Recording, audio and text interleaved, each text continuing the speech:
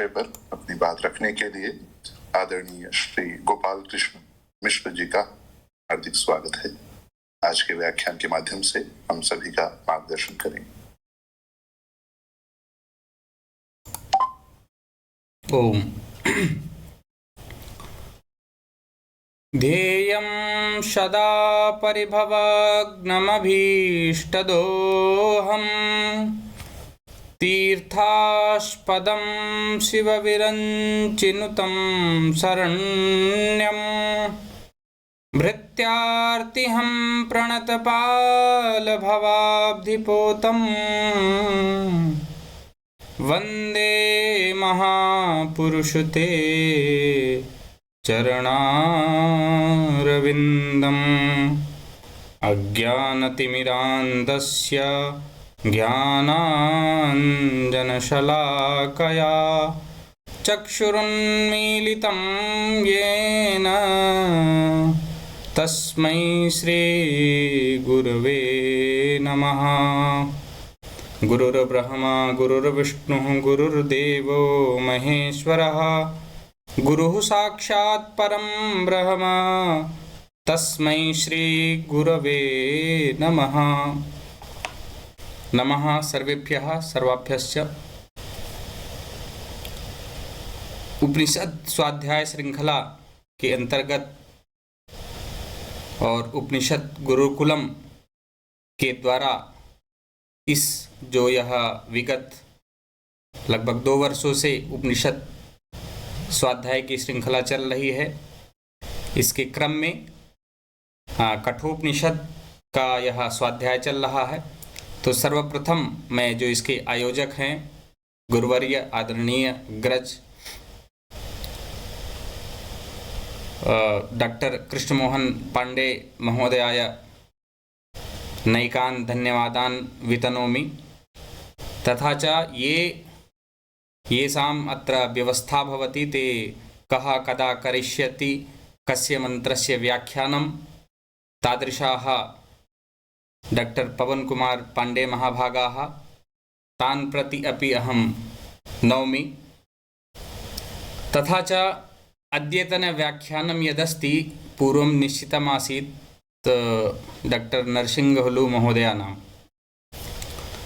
आज का जो व्याख्यान आज इस मंत्र का मैं कर रहा हूँ नरसिंह महोदय के लिए यह निश्चित किया, चूँकि पूर्व में मेरे द्वारा था किंतु व्यस्ततावश मैंने महोदय को कहा कि मैं सूचित करूँगा। जब तक सूचित करता तब तक उसका समय तब तक सूची बन के आ चुकी थी, तो इसलिए बाद में मैंने नरसिंह महोदय से वार्ता किया कि यदि समय हो और आपके पास उस दिन, और तो चूँकि आप विद्वान आप सभी हैं, मैं तो सभी को समझता हूँ, मैं अल्प ज्ञानी जो भी है, तो समयाभाव आगे के कार्यक्रम में है और थोड़ा सा ये मंत्र मुझे सरल समझ में आया।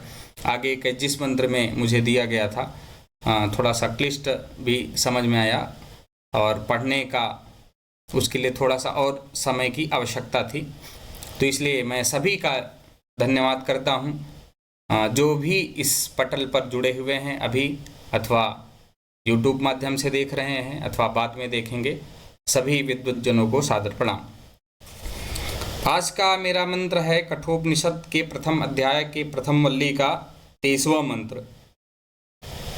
तो इसके पूर्व मान लीजिए कि जो कोई आज जुड़े हों उनके लिए एक बार चिकित्सा कर ली जाए, एक बार पुनः क्या क्या घटनाक्रम रहा है, थोड़ा सा 5 मिनट हम लोग उस पर चलेंगे, उसके पश्चात इस मंत्र पर आएंगे, जिससे कि कोई भी चिकित्सा न हो, जैसा पूर्व के मंत्रों में पढ़ा गया है, अर्थात संशय की स्थिति उत्पन्न न हो। तो नचिकेता ने जब अपने पिता को देखा कि वह पीतोदका दुग्ध दुहा इत्यादि जिनका दूध दुह लिया गया है, उनमें मातृत्व शक्ति नहीं है, बुढ़ी हो चुकी हैं गायें, ऐसी गायों को दान दे रहे हैं, तो उनको नरक की प्राप्ति न हो, इसके लिए अपने पिताजी के पास गए। पिताजी आप क्या कर रहे हैं, किसको दे, आप इस प्रकार का अनर्थ कार्य न करिए। उनको रोका। तत्पश्चात अपने लिए कहा कि पिताजी मुझे किसको देंगे।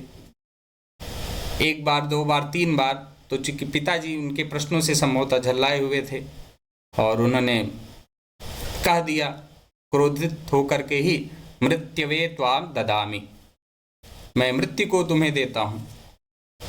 इस प्रकार से सुनकर के नचिकेता ने एक आदर्श पुत्र का धर्म निर्वहन करते हुए वह यमलोक की यात्रा के लिए चल देते हैं।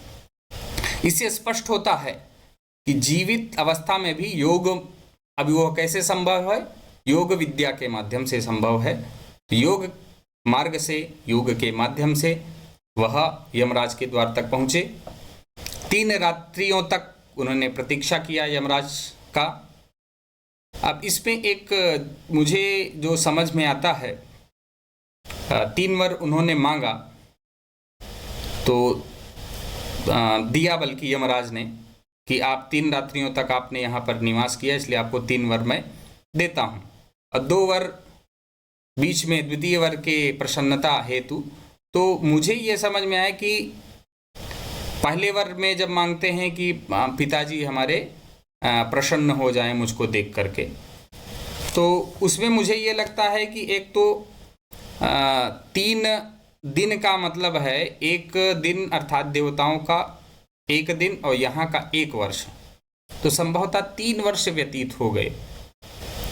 अब 3 वर्षों के बाद तो हो सकता है सभी सोच रहे हों कि जीवित हैं कि मृत्यु हो गई। इस प्रकार का कोई संदेह ना हो कि प्रेतात्मा आ गए हैं, या किसी को संदेह ना हो, इसलिए उस संदेह के निवृत्ति हेतु वह प्रथम वरदान मांगते हैं कि पिताजी मुझे पहचान लें और प्रसन्न हों।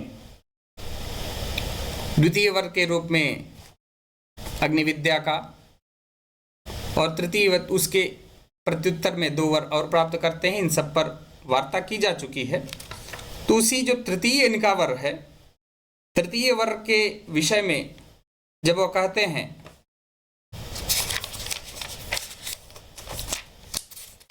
कि इस अग्नि के द्वारा आप शांति को प्राप्त करेंगे।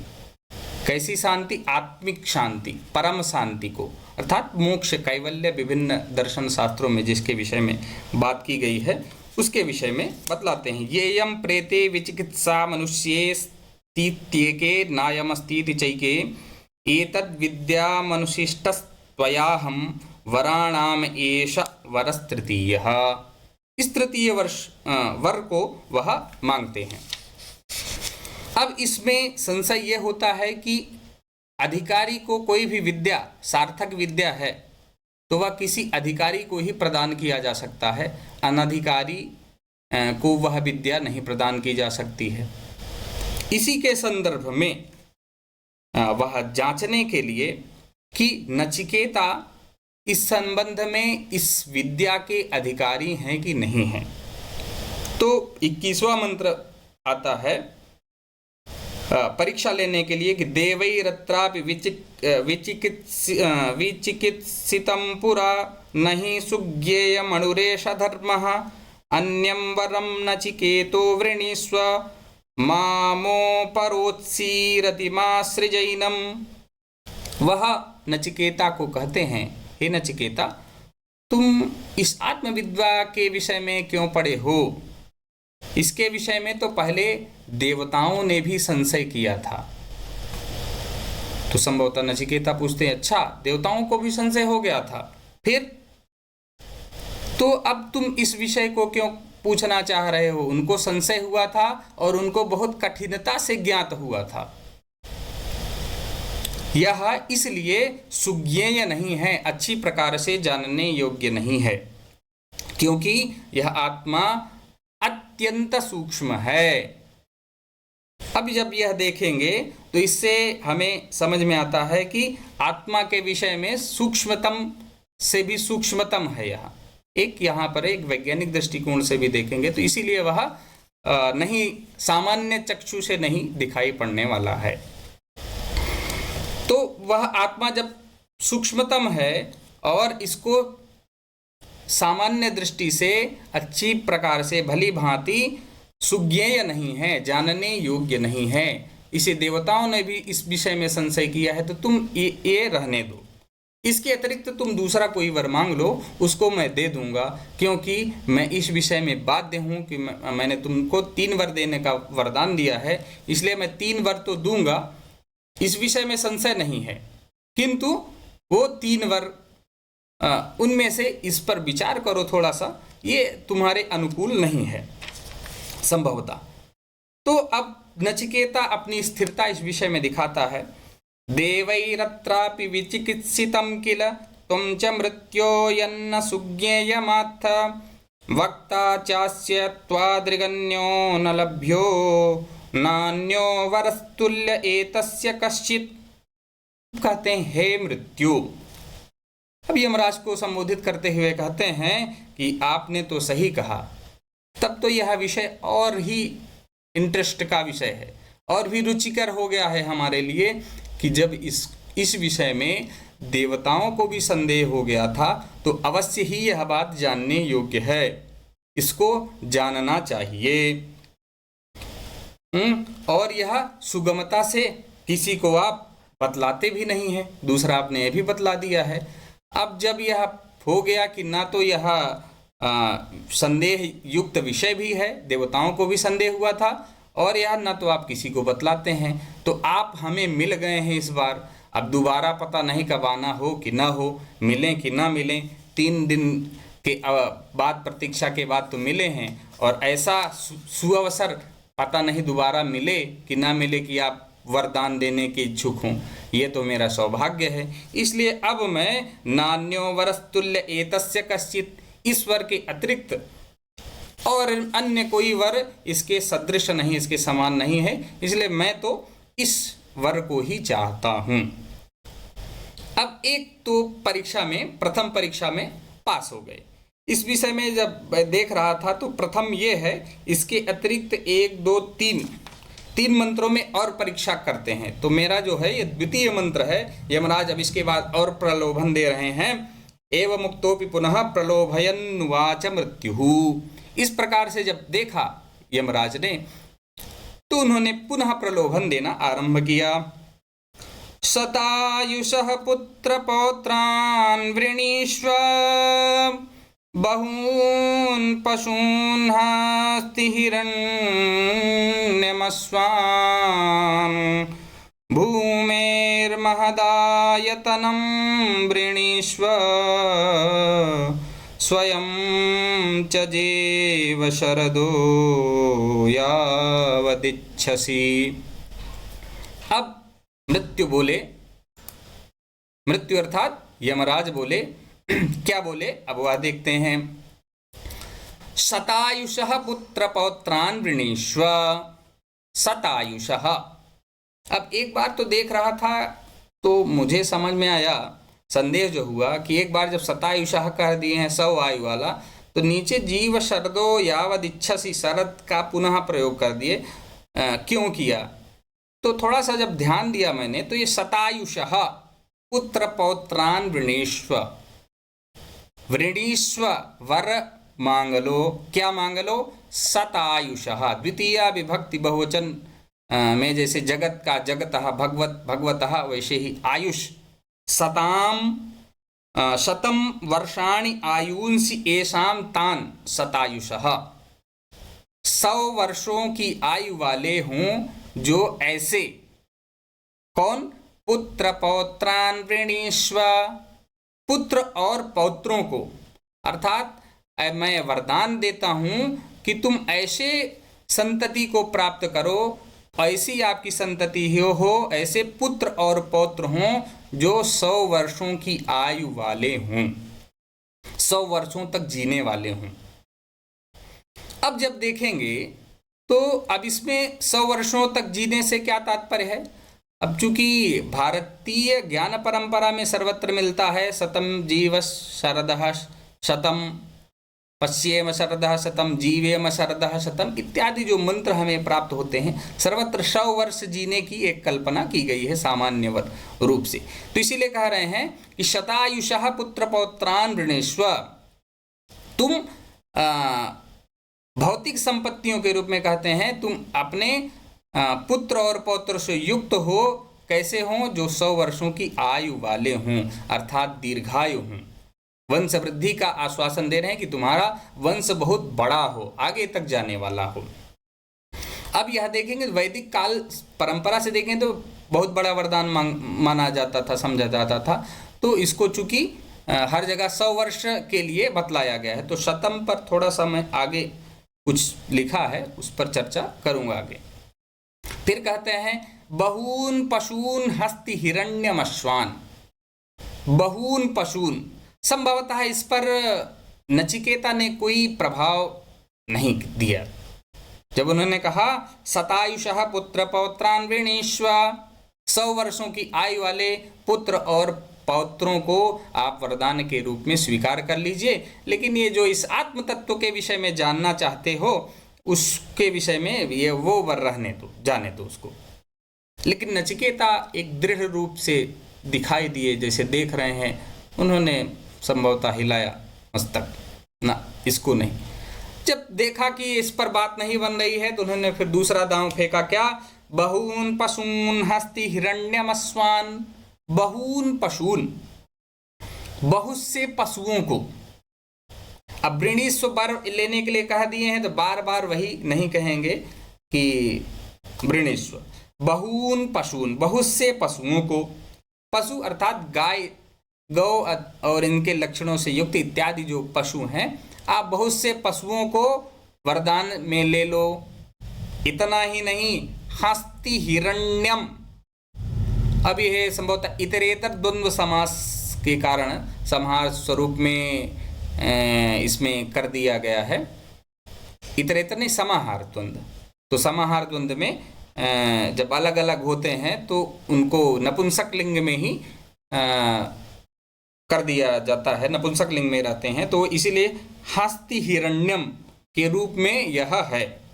हाथी तो बहुत पहले जोड़ दिए, तो बार बार ये नहीं कहना है कि बहून पशून, बहुत से हाथियों को, तो इसलिए वह समझ लेंगे हम बहून पशून, बहुत से पशुओं को। संभवतः गाय इत्यादि दुग्ध देने वाले पशुओं को न समझे हो तो कहे ठीक है, मैं और जोड़ दे रहा हूँ उसमें, हस्ति हिरण्यम, बहुत से हाथियों को भी दूंगा।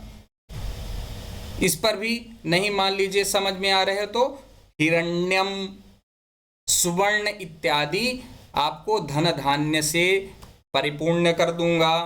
और क्या? अश्वान, तो बहुत से पशुओं को, हाथियों को, स्वर्णों को, घोड़ों को आप ले लीजिए। अब इसमें जब देखेंगे तो वैदिक काल में क्या होता था, धन संपदा पशुधन के रूप में अत्यधिक मानी जाती थी। पशुधन से ही क्रय विक्रय इत्यादि करते थे, तो इसीलिए। और स्वर्ण का, भारत तो सोने की चिड़िया कहा भी जाता था, तो स्वर्ण इधर उधर ऐसे फेंके रहते थे, उनकी कोई गिनती नहीं रहती थी। तो लेकिन कह रहे हैं कि बहुत स्वर्ण मैं आपको धन संपदा से युक्त कर दूंगा। राजाओं के यहाँ चूंकि इसकी आवश्यकता भी रहती है, तो पशुओं को, हाथियों को, स्वर्णों को और घोड़ों को, इन सब से मैं युक्त कर दूंगा। तुमको धन संपदा से, उसमें पशुधन हो चाहे सोना हो, इन सभी से संपन्न रहेंगे। अब यह नचिकेता इस पर भी नहीं बात बनती है, इस संपत्ति को ठुकरा देता है। अब इससे हमें क्या समझ में आता है कि आत्मा की उस प्राप्ति, वह प्राप्ति जो है किसी भी सांसारिक वस्तुओं से नहीं की जा सकती है। आत्मा की तुलना, जिसे तत्वमसि, अहम ब्रह्मास्मि इत्यादि के द्वारा वैदिक साहित्य में बतलाया गया है, उस आत्म तत्व को वह इन पशुओं, हाथियों, घोड़ों से इसकी तुलना नहीं की जा सकती है। इसलिए नचिकेता ने संभवतः इस पर भी कोई उत्तर नहीं दिया। तब उसके पश्चात आगे पुनः कहते हैं भूमेर्महदायतनं वृणीष्व। भूमेः, भूमि का महत आयतनम वृणीष्व। हे नचिकेता, अब 2 बार शतायुषः, जब ये देखे कि सैकड़ों आयु की को प्राप्त करने पर भी नचिकेता इसको अस्वीकार कर दे रहे हैं, उनका सांसारिक मोह नहीं दिखाई पड़ रहा है, तब वह सांसारिक संपदा के लिए प्रलोभन देते हैं, वह भी ठुकरा देते हैं। तो पुनः कहते हैं चलो अच्छा मैं बहुत सी भूमियाँ दे दूंगा पृथ्वी पर। भूमे है इस भूमि का महत आयतनम, भूमे है षष्ठी एकवचन, महत आयतनम से भूमे है। जब यहाँ शंकर भाष्य में देखेंगे तो भूमे है पृथिव्या महद विस्तीर्णम आयतनम आश्रयम मंडलम अर्थात राज्यम। इस भूमि का अर्थात पृथ्वी का महत बहुत सा विस्तीर्ण आयतन अर्थात राज्य, मैं इस पृथ्वी पर विशाल साम्राज्य को तुमको दे दूंगा, वृणीस्व वरदान के स्वरूप ले लो। नचिकेता तुम महत पृथ्वी पर विशाल साम्राज्य ले लो, इस पृथ्वी के राजा हो जाओ। लेकिन नचिकेता संभवतः इस पर भी अपनी सहमति नहीं दिखाते हैं। तो यह सिद्ध करता है कि भौतिक सत्ता आध्यात्मिक सत्ता को नहीं उसकी बराबरी कर सकती है, वह उसके बराबर नहीं हो सकती है। उन्होंने नचिकेता ने इसको भी अस्वीकार कर दिया। अब कहते हैं आगे चलिए, अब इससे बात नहीं बनती है तो चौथी लाइन में फिर कहते हैं स्वयं च जीव शरदो यावदिच्छसि च, और अब चलो इतने पर भी नहीं बात बन रही है कि तुम अपने पुत्र पौत्रादि संतति को चाहते हो बढ़ना, तो ये ले लो, 100 वर्षों तक तुम्हारे पुत्र पौत्रादि रहेंगे, बहुत से हिरण्य धन संपदा ले लो, नहीं स्वीकार किया, भूमि का महत आयतन ले लो, नहीं स्वीकार किया। तब वह कहते हैं अच्छा संभवतः ये तो अन्य सब के लिए हैं, जब तुम 100 वर्ष अधिक आयु होगी तब तो ये सब काम की हैं। भाई आपके पुत्र पौत्र बहुत कुछ हो लेकिन हमारी आयु ही अधिक नहीं है, मैं उसका सुख भोग ही नहीं सकता हूँ, अधिक दिनों तक रहूंगा नहीं, तो उसका तात्पर्य क्या है। तब संभवतः यमराज को कुछ खटका तो उन्होंने अंतिम रूप से कह दिया क्या, स्वयं च जीव शरदो यावदिच्छसि। स्वयं अच्छा हे जीव, हे नचिकेता, शरदः जीव 100 वर्षों तक जियो, जीवन धारण करो। स्पष्ट कर दे रहे हैं कौन, स्वयं। हे नचिकेता तुम स्वयं 100 वर्षों तक जीवन धारण करो या जीवित रहो। अब 100 वर्षों तक शायद उनको इसमें भी खटका होगा तो कह दिए उसके बाद यावदिच्छसि। संभवतः 100 वर्षों की कल्पना की गई तो कहे उसके बाद में इतने पर भी लग रहा है बात नहीं बन रही है, तो यावत इच्छसि, तुम जब तक चाहो इस पृथ्वी पर रह सकते हो, जीवित रह सकते हो, अपना जीवन धारण कर सकते हो। स्वयं च जीव शरदो यावद इच्छसि, तुम जितना चाहो जियो रहो। संभवतः नचिकेता ने नकार ही दिया, इसको भी नकार दिया नचिकेता ने। अब यह नचिकेता जानता है कि यह जीवन अस्थाई नहीं है, जीवन नश्वर है और यहाँ यह माया से घिरा हुआ है, और उस परम तत्व आत्म तत्व के ज्ञान से ही मुक्ति संभव है, कैवल्य संभव है, मोक्ष की प्राप्ति संभव है। वही आत्मा के रहस्य को, अमरत्व को बतलाने के लिए योग्य विषय है। इसलिए इस जीवन को यदि मैंने उस आत्म तत्व को जान लिया तो ये सब तो स्वयं ही अपने आप आ जाएंगे। जिस प्रकार से ध्रुव की चर्चा मिलती है, जब वह भगवान के पास जाता है, भगवान की शरण में जाते हैं, तो वह जिस कामना से गए रहते हैं पिता के विक्षोभ में, वह कस्यापि ध्वनिः आगच्छति।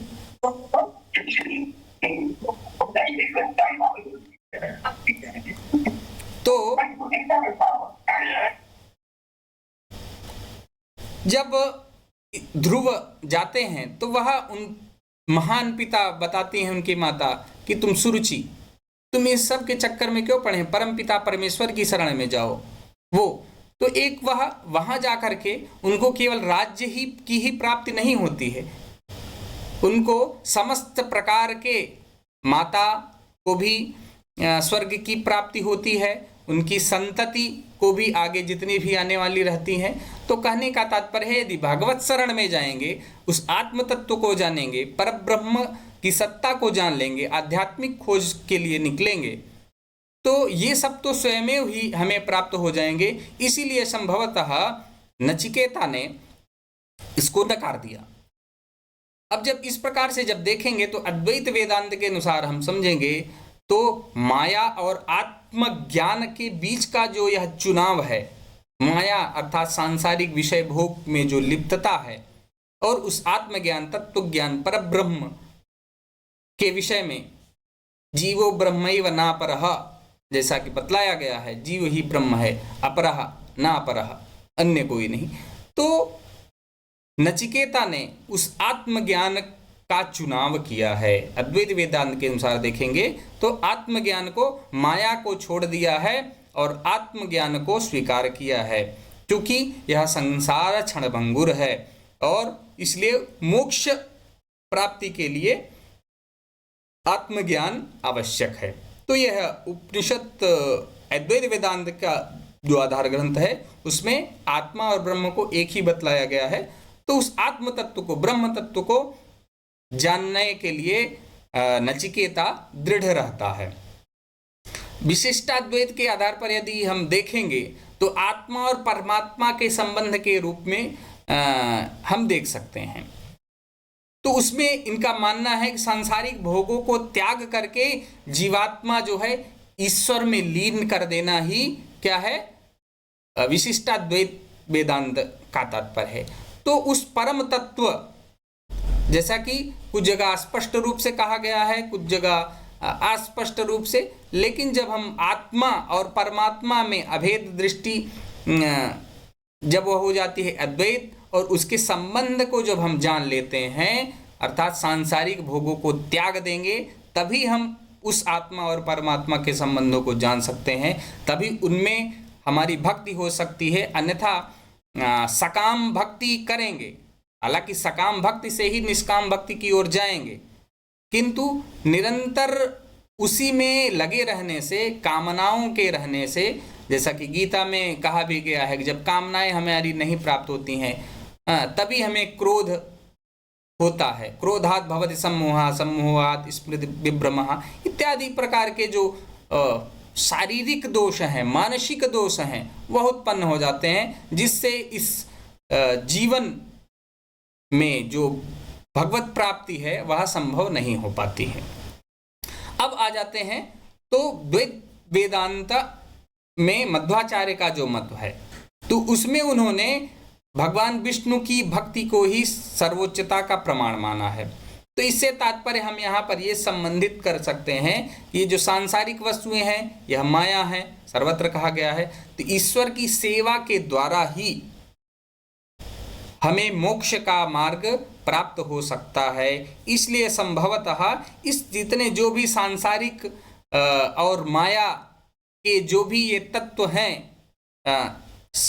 100 वर्षों तक पुत्र पौत्र जीवित रहेंगे, बहुत से पशु, हाथी, स्वर्ण आभूषण, अश्व, भूमि, महत भूमि, ये जो देने का वरदान देने के लिए यमराज तत्पर हैं। क्यों?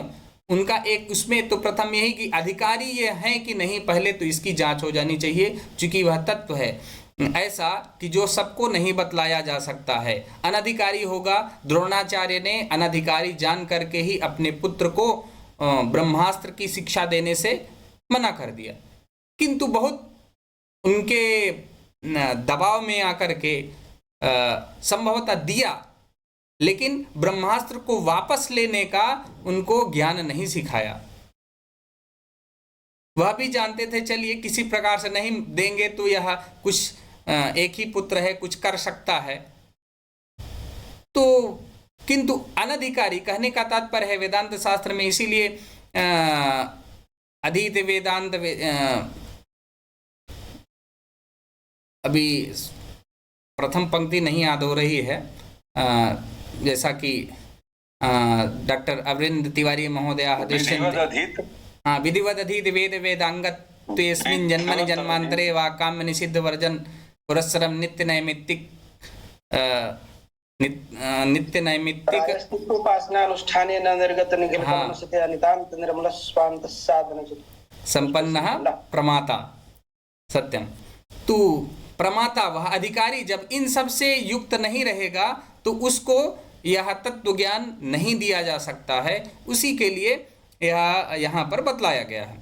निम्बार्काचार्य के मत के अनुसार जब हम देखेंगे तो वह सांसारिक जीवन में रहते हुए भक्ति द्वारा मोक्ष प्राप्ति के विषय में वह बतलाते हैं। तो अब वहाँ पर संतुलित दृष्टिकोण वहाँ उन्होंने प्रदान किया है, भक्ति और वैराग्य दोनों की महत्ता को बतलाया है। किंतु सांसारिक जीवन से यहाँ पर वह प्रेरणा ले रहे हैं कि सांसारिक जीवन ये हमें नहीं चाहिए, तभी हम उस परम तत्व को प्राप्त कर सकते हैं, उसको जान सकते हैं। यही क्या है, आधुनिक संदर्भ में जब हम समझेंगे तो भौतिकता बनाम आध्यात्मिकता। आजकल सभी लोग धन संपत्ति सुख इत्यादि की ओर आकर्षित हैं। कई बार होता है कि जब हम दुखी होते हैं तभी भगवान को याद करते हैं, जब सुख में रहेंगे तब नहीं याद करेंगे।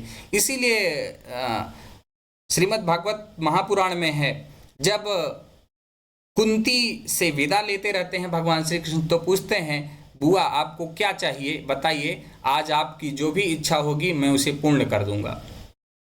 मांगो जो तुम्हें मांगना हो, त्रैलोक्य का राज्य चाहिए या जो भी, तो इंद्र आदि। हालांकि दिखलाया जाता है कि सीरियल वगैरह में आजकल के कि इंद्र छोटी छोटी बातों पर घबरा जाते हैं। तो जहां तक मुझे लगता है कि इतना बड़ा पद जो पाया है इतनी जल्दी तो नहीं होगा। वो हमारे आध्यात्म को बदनाम करने के लिए, हमारे साहित्य को, हमारे पुराणों को, हमारे वैदिक साहित्य को बदनाम करने के लिए उनमें बात बात पे रावण को देखेंगे तो बात बात पे क्रोधित हो रहा है, राम को देखेंगे तो उसमें भी विभिन्न प्रकार के, कहने का तात्पर्य है कि दोष कुरीतियों जो कहानी हमारे साहित्य में कभी है ही नहीं, हमारे वाङ्मय में नहीं है, उनको वो लोग समाहित करके दिखा रहे हैं। और जो दृश्य से होता है, जहाँ तक मैंने स्वयं से अनुभव किया है कि वह जल्दी याद होता है किसी को भी।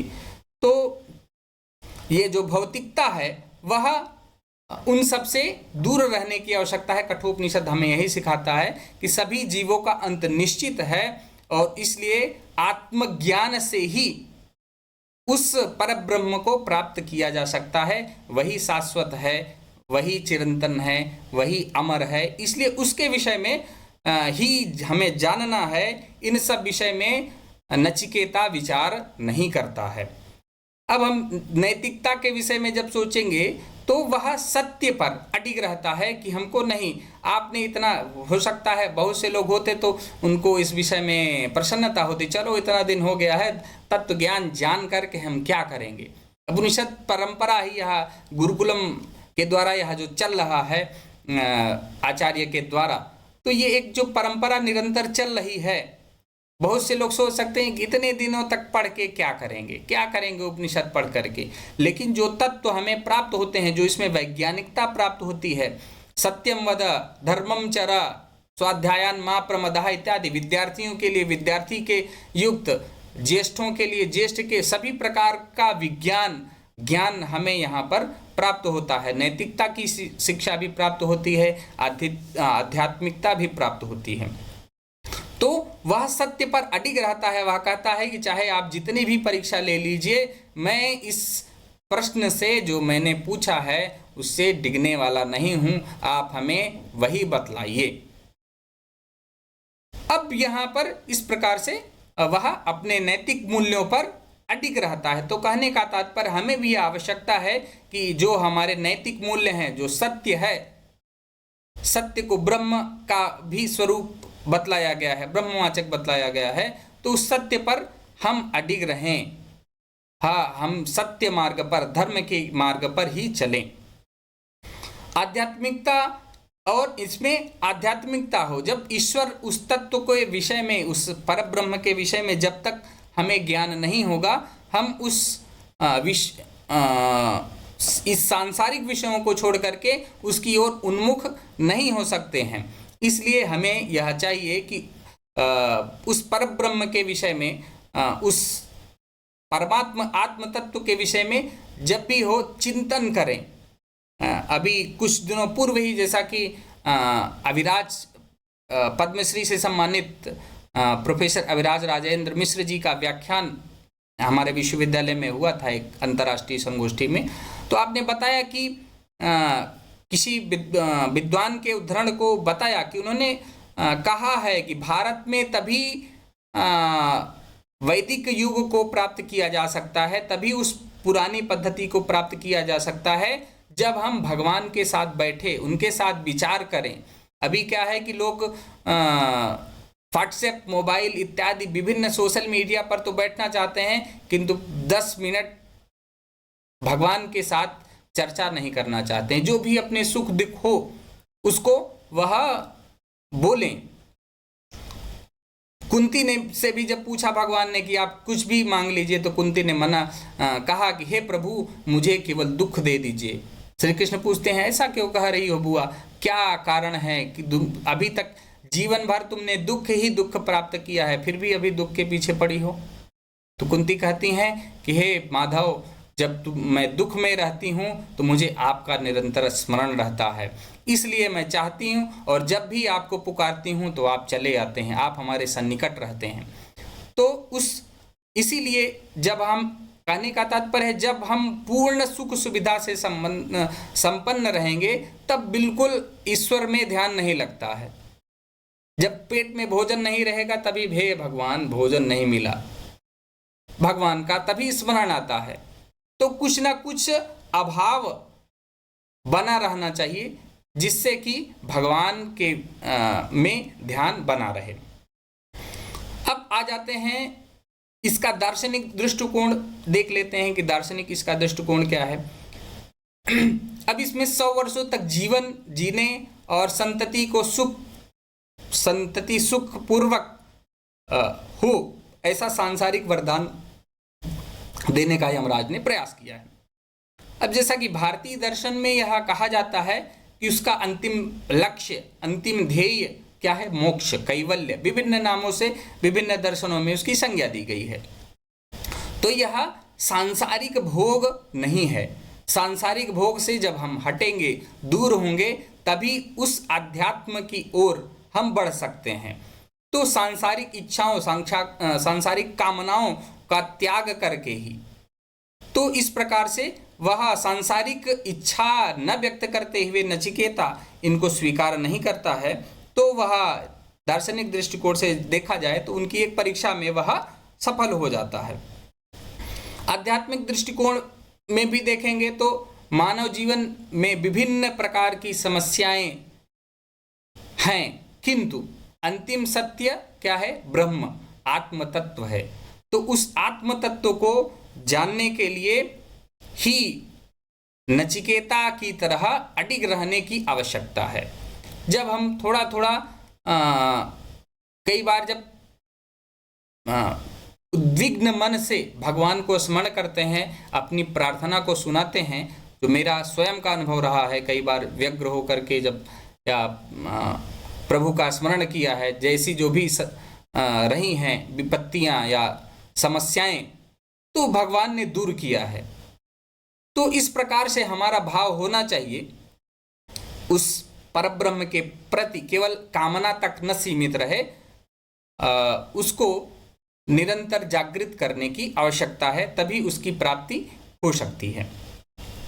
अब मानव मनोविज्ञान में भी जब हम देखेंगे तो इच्छाएं कभी किसी की समाप्त नहीं होती है, निरंतर कामनाएं, एक कामना पूरी हुई तो दूसरी कामना हमें लग जाती है। मान लीजिए वो दे देते उनको कि चलो ठीक है मैं अब 100 वर्ष तक जीवित रहूंगा, तो ये होता कि हमारे पुत्र पौत्र को समस्या है, तब वो कष्ट होता है, हे भगवान पुत्र पौत्र दे दीजिए। किसी को देखे कि इन संपत्तियां उनसे कम है, या तो अब ये होती कुछ और संपत्ति हो जाए। पहले मोटरसाइकिल थी, साइकिल, बाबा जी मेरे बताते थे कि उनके पिताजी जब साइकिल लाए थे तो कई गांवों से देखने आते थे। रामायण चलता था टीवी हमारे गांव में, कई 10-20 किलोमीटर के एरिया में एक टीवी थी, तो देखने के लिए बहुत लोग आते थे। तो कहने का तात्पर्य है कि फिर अब उस धीरे धीरे साइकिल से मोटरसाइकिल आई, मोटरसाइकिल से भी लोग सोचते हैं कि कार आ जाए, कार है तो सोचते हैं कि उससे महंगी चीज़ें आ जाएं। कामनाओं का अंत नहीं है, कामनाएं निरंतर बढ़ने वाली ही हैं। इसीलिए नचिकेता इतना प्रबुद्ध है कि वह कहता है मुझे ये सब कामनाएं नहीं चाहिए, ना तो मुझे अपने पुत्र पौत्र जो 100 वर्षों तक जीवित रहने वाले हों, ऐसा संतति विशाल, अर्थात कहने का तात्पर्य विशाल संतति हो, ना तो हमें विभिन्न प्रकार के पशु, हाथी, अश्व, हिरण्य इत्यादि चाहिए। तो सांसारिक इच्छाओं से वह मुक्तता की बात करते हैं। इसके लिए अब जैसा कि विभिन्न यज्ञ आदि जो संस्कार हम करते हैं, अनुष्ठान करते हैं, तो उसमें 100 वर्षों तक जीवित रहने की ही बात की जाती है कि जीवेम शरदः शतम पश्येम शरदः शतम इत्यादि। तो शतमानं भव, शतायुर्भव इत्यादि जो यह कल्पना है वैदिक साहित्य में, तो सत से जुड़ी हुई है।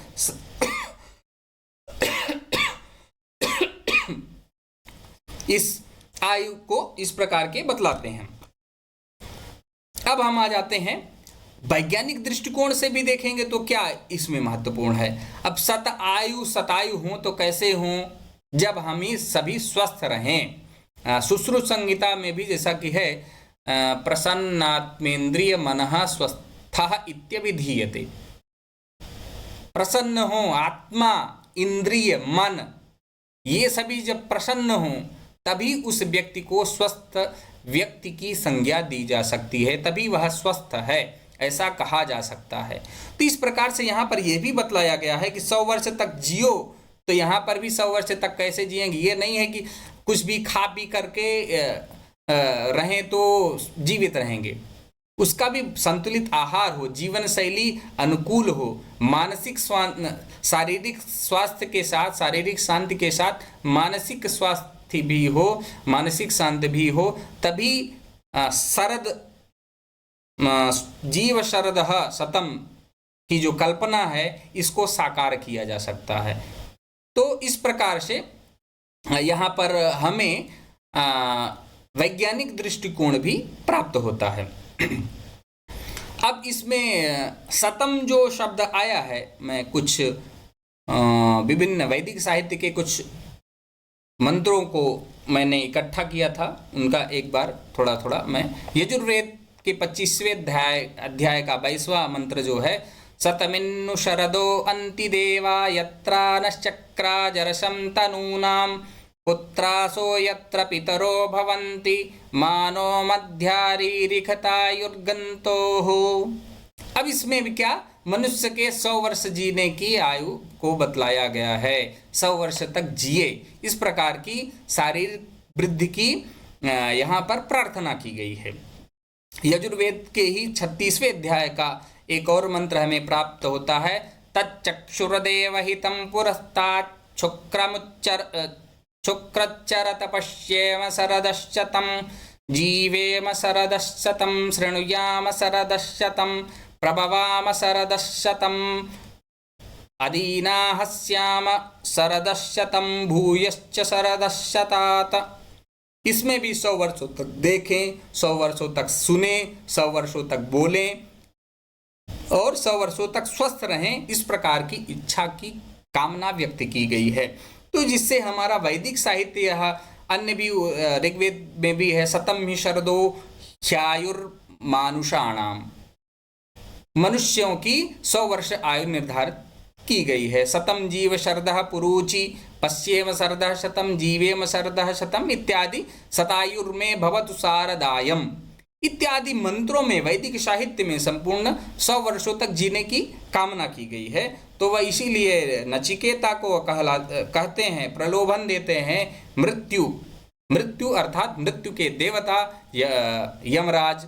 यमराज को भी अच्छा देखेंगे तो भगवान के 12 भागवतों में से एक गिना गया है, जो 12 भक्त हैं प्रमुख मुख्य, उनमें से यमराज या धर्मराज बल्कि इनको कहा जाता है, इनको भी उन 12 भागवतियों में से एक माना गया है। तो वह इसीलिए वह जान रहे हैं कि उस परम तत्व के विषय में आपके अतिरिक्त नान्य, इसके पूर्व मंत्र में जो कहे हैं नान्यो वरस्तुल्य एतस्य कश्चित्, उसके पहले क्या कहते हैं, ईश्वर के तुल्य तो कोई दूसरा है ही नहीं। उसके पहले क्या, वक्ता चास्य त्वदाद्रिगण्यो न लभ्यो, आपके अतिरिक्त मुझे इस प्रकार का कोई वक्ता भी नहीं मिल सकता है अब दोबारा कि जो इस आत्म तत्व के विषय में जानता हो। क्योंकि धर्म जब देखेंगे तो यमराज के भी या धर्मराज के 2 स्वरूप, धर्म पूर्वक कार्य करने वाले स्वर्ग जाते हैं तो उनको धर्मराज के आते हैं सैनिक लेने, और जो नरक इत्यादि में जाते हैं तो कहा जाता है यमराज या यातनाएं देने के लिए उनको लेके जाते हैं। तो आप उन दोनों का भेद जान रहे हैं, उस परम तत्व को, आत्म तत्व वो जो आ रहा है यात्रा करते हुए आ जा रहा है, उसके विषय में आप जान रहे हैं, तो आपसे बढ़िया तो वक्ता हमें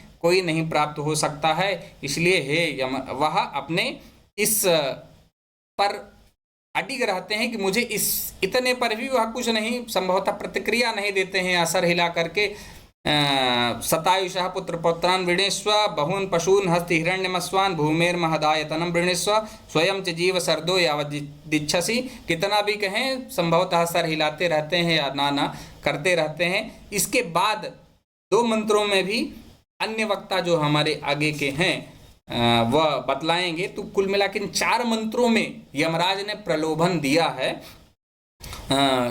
किंतु वह नचिकेता इस विषय में अडिग रहते हैं कि नहीं, मुझे इन सब के विषय में ये सब नहीं चाहिए, उस आत्म तत्व का ही ज्ञान चाहिए।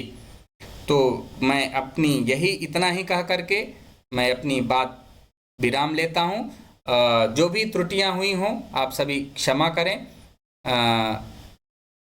मैं तो अपने को इस योग्य नहीं समझता हूँ, जो भी है थोड़ी बहुत जानकारी मैंने बताया। बाकी आप सभी अग्रज जो भी त्रुटियां हों या इसमें कुछ जोड़ना चाहें तो सादर आमंत्रित हैं। धन्यवाद।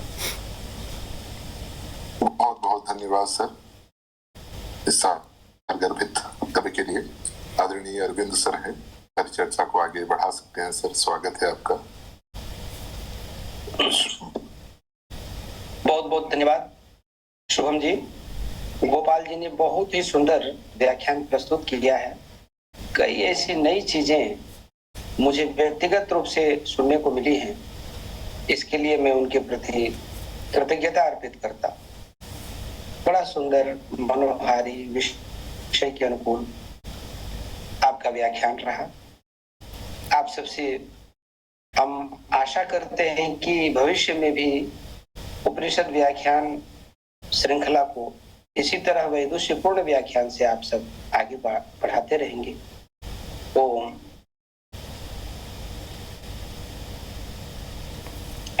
धन्यवाद सर। और भी विद्वजन कुछ अपनी बात रखना चाहें, कुछ जोड़ना चाहें, 2 मिनट है अभी।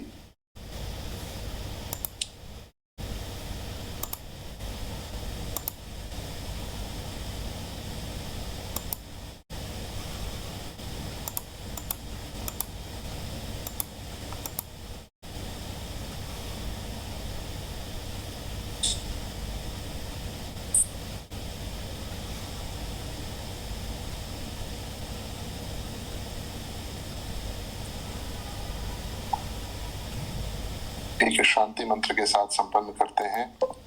ओम सर्वे भवन्तु सुखिनः, सर्वे सन्तु निरामया, सर्वे भद्राणि पश्यन्तु, मा कश्चित् दुःखभाग् भवेत्। ओम शांति शांति शांति। आप सभी सुधी जनों का धन्यवाद। नमस्कार। प्रणमामि सर्वेभ्यः। धन्यवादः। नमो नमः।